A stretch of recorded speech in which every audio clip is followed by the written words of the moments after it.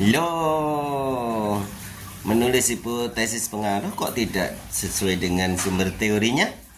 Duh, memangnya ada masalah begitu? Oh iya, masalah ini sering terjadi. Oleh karena itu kawan-kawan, yuk kita menulis hipotesis pengaruh yang benar. Kali ini di Cangkir Santi 15, berbincang dan berpikir untuk insan pendidik ke-15, kita akan menelisik lebih jauh tentang penulisan hipotesis pengaruh. Yuk kita lihat.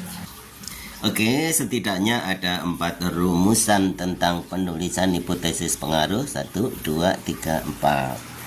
Yang pertama adalah rumusan ada pengaruh atau dampak atau efek A terhadap C misalnya, atau ada efek, boleh ini pakai ini, ada efek B terhadap C.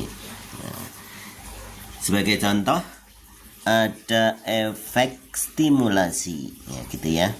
Ada efek stimulasi terhadap perkembangan anak. Nah, ini terhadap perkembangan anak. Atau bisa ada pengaruh stimulasi terhadap perkembangan anak.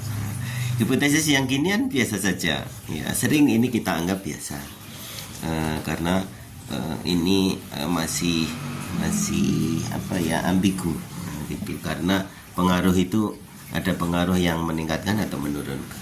Atau kalau ditulis pada model yang kedua, misalnya A itu adalah stimulasi, berarti stimulasi memengaruhi perkembangan anak. Saya singkat saja ya, perkembangan anak. Nah, ini juga masih biasa saja. Ini hanya bentuk lebih singkat dari nomor 1. Kalau yang ketiga, ada pengaruh, dampak, atau efek. Bisa pilih salah satu ya. Misalnya ada dampak positif stimulasi. Nah, karena apa? Karena menurut teori, stimulasi itu berdampak positif terhadap perkembangan anak. Itu misalnya. Artinya apa? Ini sudah merujuk pada teori bahwa pengaruhnya adalah pengaruh positif atau meningkatkan, gitu. Nah, ini lebih bagus. Kalau yang 1, 2 ya biasa saja, gitu. Ya, dan yang lebih keren adalah nomor 4. Ya, misalnya A tadi adalah stimulasi. A itu adalah stimulasi meningkatkan perkembangan anak. Kenapa meningkatkan? Karena di dalam teori sumber kita atau teori rujukan bahwa memang benar anak yang distimulasi secara rutin itu akan meningkat perkembangannya. Nah, kalau ini yang dipilih, nah, maka ini keren. Saya simbol keren. Nah, kenapa? Karena peneliti betul-betul mengikuti teori. Karena kalau pakai yang kedua misalnya, yang kedua ya, maka stimulasi mempengaruhi. Nah, mempengaruhi itu kan masih bingung. Mengaruh itu bisa meningkatkan, bisa juga menghambat. Nah, oleh karena itu, ayo coba kita lihat. Misalnya ini berbanding terbalik atau berpengaruh negatif. Sebagai contoh, apa ya yang bisa menimbulkan hambatan terhadap perkembangan anak? Misalnya perundungan atau bullying, perundungan gitu. Jadi bisa ditulis ada dampak perundungan terhadap perkembangan anak. Nah, ini biasa saja. Karena dampak perundungan ini kan masih bingung. Ini dampak positif atau dampak negatif. Nah, meningkatkan atau menurunkan. Kalau ditulis dengan gaya kedua, perundungan ya, perundungan, nah, memengaruhi perkembangan anak. Nah, ini juga masih biasa saja, artinya nggak jelas. Dalam teori ini meningkatkan atau menghambat perkembangan anak. Nah, yang ketiga ini mulai bagus. Misalnya ada efek, ya, boleh ya pakai yang bawah, tengah, atau atas. Ada efek negatif perundungan. Nah, B kan perundungan terhadap perkembangan anak. Artinya ada efek yang negatif dari perundungan terhadap perkembangan anak. Dan yang keren itu yang pernyataan hipotesis terakhir, singkat, jelas sesuai teori. Nah, ini saya tulis B tadi adalah perundungan.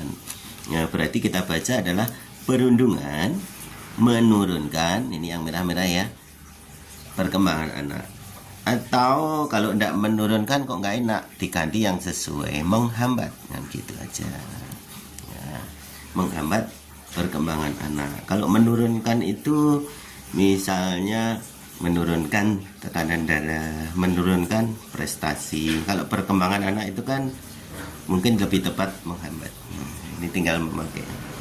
Nah, itu dia Sobat Santi, bahwa perumusan atau formulasi dari hipotesis perbedaan itu sebaiknya adalah merujuk pada teori dasarnya. Kalau teori perkembangan anak itu bisa dihambat oleh perundungan, bisa ditingkatkan oleh stimulasi, maka ayo kita berani menulis hipotesis seperti contoh ini. Nah, ini contoh terakhir aja untuk penutup apa ya? Yang ke fisiologi misalnya tekanan darah ya, misalnya T-nya adalah tekanan darah. Nah, gitu. Apa yang meningkatkan tekanan darah? Misalnya diet GGL. Diet GGL itu kurang dianjurkan kalau berlebihan, gula garam lemak ya. Diet GGL itu bisa meningkatkan tekanan darah ya, seperti itu. Silakan kawan-kawan Santi membuat satu hipotesis gaya 1, gaya 2, gaya 3, gaya 4 di kolom komentar. Ya, ini akan menjadi tempat belajar yang sangat berharga bagi kita semua. Yuk sekali lagi di kolom komentar, ayo kita tulis masing-masing. 1 boleh, 4 boleh, 3 boleh, 2 boleh.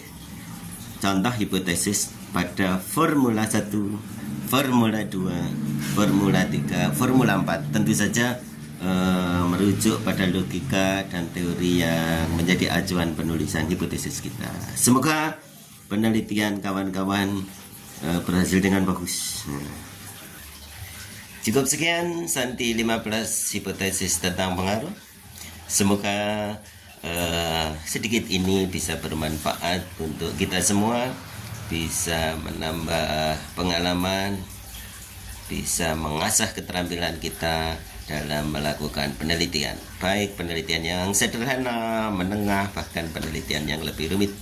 Salam sehat, sukses, dan bahagia selalu. Assalamualaikum warahmatullahi wabarakatuh. Salam jumpa lagi nanti di Cangkir Santi 16. Yuk, salam literasi.